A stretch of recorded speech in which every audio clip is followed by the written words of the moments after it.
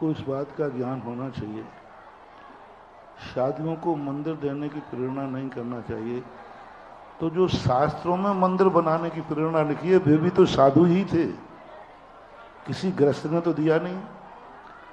मंदिर कैसा बनना चाहिए, मंदिर का स्वरूप कैसा होना चाहिए, यह सारी व्यवस्थाएं आचार्य महाराज ने लिखी। अकलंग स्वामी ने राजवार्तिक में मंदिर का स्वरूप लिखा। तो सारे आचार्यों ने ही वर्णन किया है मंदिर का स्वरूप कैसा हो, गर्भालय कैसा हो, मंदिर के अंदर कितने भाग होना चाहिए, शिखर कितनी होना चाहिए, मूर्ति का स्वरूप कितना होना चाहिए, ये सब आचार्यों ने ही लिखा है और महान महान आचार्यों ने लिखा है। और कुंदकुंद भगवान ने भी जिन चैत्य के वर्णन के संबंध में अष्टपावड़ में उल्लेख किया है, तो ये तो सब आचार्यों के द्वारा, किसी पंडित का किसी गृहस्थ का तो लिखा हुआ है। आज तक कोई भी जितने भी धर्म के उपदेश हैं सब आचार्यों के ही हैं। जब उस समय गणधर जिनसेन स्वामी प्रतिष्ठा पाठ में लिखा कि जब भगवान को निर्वाण हो गया, निर्माण के बाद चक्रवर्ती थोड़े खेत को प्राप्त हुए, तब विषम सेन गणधर परमेष्ठी ने चक्रवर्ती को जिनालय बनाने का उपदेश दिया और 72 जिनालय गणधर परमेष्ठी के निर्देश में। अब गणधर परमेष्ठी ने जब जिनालय का उपदेश चक्रवर्ती को दिया तो गणधर परमेष्ठी तो सर्वावधि ज्ञान के धारी होते हैं, मना पर्याय ज्ञान के धारी होते हैं, उनको इस बात पर विचार करना चाहिए।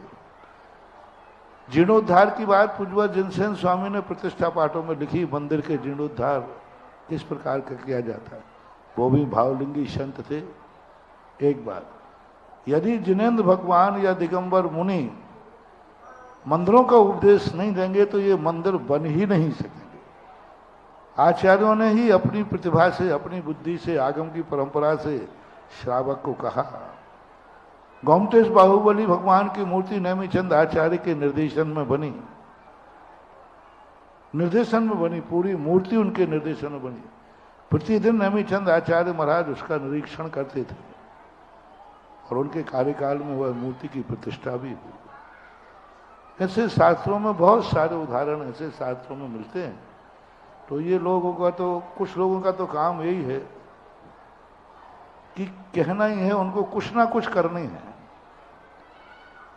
यदि नहीं कहोगे तो कहेंगे महाराज लोग उपदेश नहीं देंगे। कल से प्रवचन में भी ये भी जिज्ञासा आएगी कि महाराज लोग यदि उपदेश नहीं देंगे तो हम लोगों को कौन देगा, और देंगे तो महाराज लोगों को नहीं देंगे। दूसरी बात, आरंभ की परिभाषा क्या है? पाप के लिए जो किया जाता है वो आरंभ है, संसार के लिए किया जाए वो आरंभ है। परमार्थ के लिए किया हुआ काम को किसी आगम में आरंभ नहीं लिखा। अभिषेक का पानी भरने के लिए आरंभ नहीं कहा, मंदिर के निर्माण के लिए किसी शास्त्र ने आरंभ नहीं कहा। आरंभ को पाप की कोटि में लेते हैं, लेकिन धर्म कार्य के लिए किया हुआ आरंभ आरंभ की कोटि में नहीं आता। बल्कि पूज्यवर समंतभद्र महाराज ने बहुत बड़ी बात कही।